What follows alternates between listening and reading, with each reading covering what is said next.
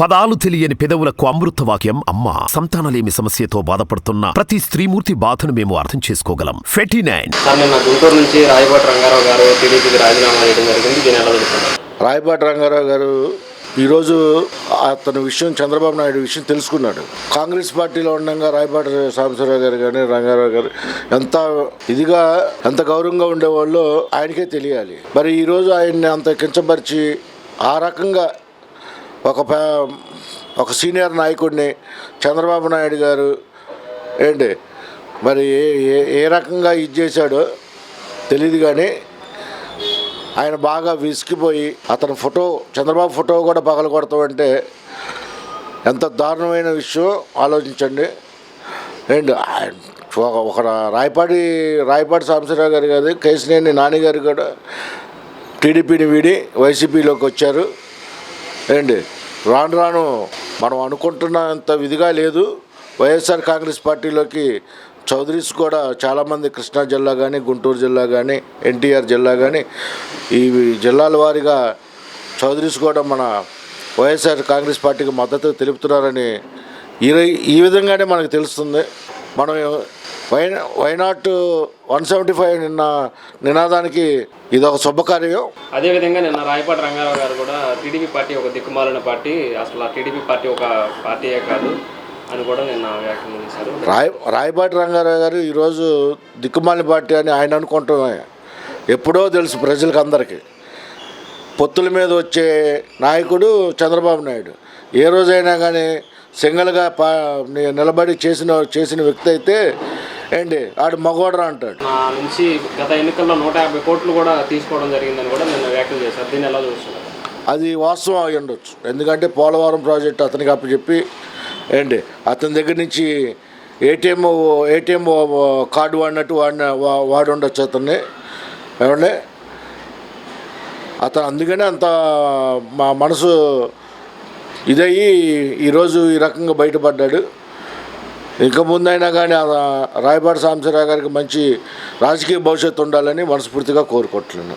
లోకేష్, చంద్రబాబు మా దగ్గర ఎంత తీసుకున్నారో మా దగ్గర లెక్కలు ఉన్నాయి. అదేవిధంగా లోకేష్ మంగళగిరిలో ఎలా గెలుస్తాడో కూడా చూస్తాను అంటూ కూడా నేను వ్యాఖ్యలు చేశాను. ఆయన మంగళగిరిలో గెలుస్తాడు అనేది రాయపాటి గారు ఏం చెప్పాల్సిన అవసరం లేదు. మంగళగిరి ప్రజలే చెప్తారు. ఒకసారి బుద్ధి చెప్పారు, ఇంకోసారి కూడా బుద్ధి చెప్తారు. అతనికి అంత అవకాశం, కార్పొరేటర్గా కూడా గెలవలేని వ్యక్తి అతను, లోకేష్ అనే వ్యక్తి. కియా కంపెనీ తీసుకొచ్చి మరి అంత ఓటమి చవి చూసటం గల కారణం ఏంటంటే కియా కంపెనీ తీసుకొచ్చింది అప్పుడు ప్రాసెస్ పెట్టింది వైఎస్ రాజశేఖర రెడ్డి గారి హయాంలో. ఈరోజు అతను ఏదో చెందాను అంటే అది సబబు కాదు, మంచి పద్ధతి కూడా కాదు. అతనికి అన్ని మాటలు దొంగ మాటలేనండి.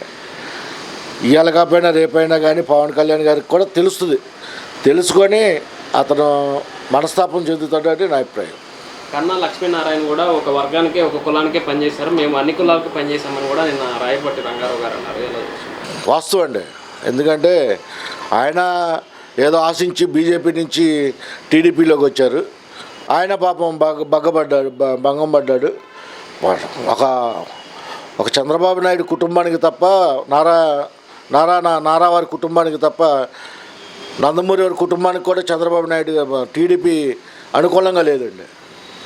కేశినేని నాని గారితో పాటు కేశినేని నాని గారి వర్గం కూడా ఇప్పుడు వైసీపీలోకి వచ్చే ఆలోచనలో ఉన్నట్టు వార్తలు వస్తున్నాయి. ఒకవేళ వస్తే ఈ ప్రభావం టీడీపీ మీద ఎంతవరకు ఉంటుందంటారు?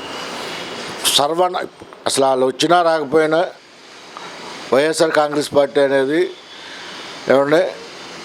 విజయపదంలోనే ఉంది. ఒకవేళ వస్తే వైనాట్ 175.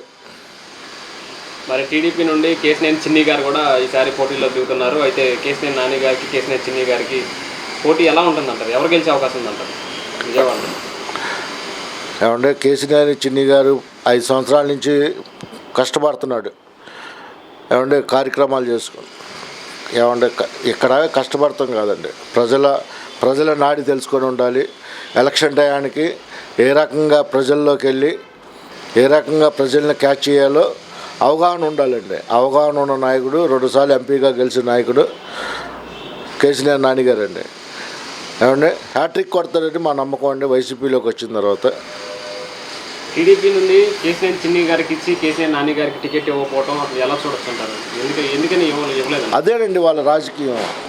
వాళ్ళు ఎవరైతే డబ్బులు దండిగా పెడతారో వాళ్ళకి సపోర్ట్ పలుకుతూ ఉంటారు. డబ్బు పార్టీ ఏమండి మన పొత్తుల పార్టీ. అదేవిధంగా కేసీఆర్ నాని గారు కూడా నిన్న ప్రెస్ మీట్లో మాట అన్నారు, 57 సీట్ల కన్నా టీడీపీకి ఎక్కువ రావు, చంద్రబాబు మాయ మాటలు ఎవరో నమ్మరని కూడా కేసీఆర్ నాని గారు అన్నారు. 57 కూడా కష్టమేనండి. ఈసారి 23 వస్తే చాలా గ్రేట్ అండి. ఈసారి 23 సీట్లు వస్తే టీడీపీకి చాలా గ్రేట్ అండి. అంటే జనసేనతో టీడీపీ పొత్తు కూడా పెట్టుకుంది కదా, ఇంకా పెరిగే అవకాశం ఉందంటున్నారు. అంత లేదండి అసలు. మనం అనుకుంటామే కానండి, జనసేన గురించి మనం అంతగా ఏం చెందాల్సిన అవసరం లేదు. ఇటీవల చూసుకుంటే వైఎస్ షర్మిల గారు కూడా కాంగ్రెస్ పార్టీలో చేరడం జరిగింది. ఈ ప్రభావం వైసీపీ మీద ఎంతవరకు ఉంటుందంటారు? అదేవిధంగా రెడ్డి వర్గం ఓట్లే ఉన్న చీలి వైసీపీకి వ్యతిరేకంగా పడే అవకాశం ఉందంటారు? ఇప్పుడు షర్మిల గారు వెళ్ళినంత మాత్రాన కాంగ్రెస్ పార్టీలోకి ఈరోజు ఇక్కడ కాంగ్రెస్ పార్టీని బతికిచ్చే నాయకులు ఎవరు లేరండి. ఏమంటే మాకు ఇంకా ప్లస్సే కానీ మైనస్ అయితే కాదండి. షర్మిల గారు కూడా అంటున్నారు కదా సార్, ఇప్పుడు రాహుల్ గాంధీ గారిని పీఎం చేయడమే వైఎస్ఆర్ గారి కళ, అది నేను నెరవేరుస్తాను అని కూడా షర్మిల గారు కూడా ఇటీవల అంటున్నారు. దీన్ని ఎలా చూడండి? అది ఎక్కడైనా తెలంగాణలో కానీ కర్ణాటకలో కానీ అటు జరుగుద్దేమో కానీ అండి. ఆంధ్రాలో మాత్రం కాంగ్రెస్ అనేది మాత్రం భూస్థాపితం అయిపోయిందండి.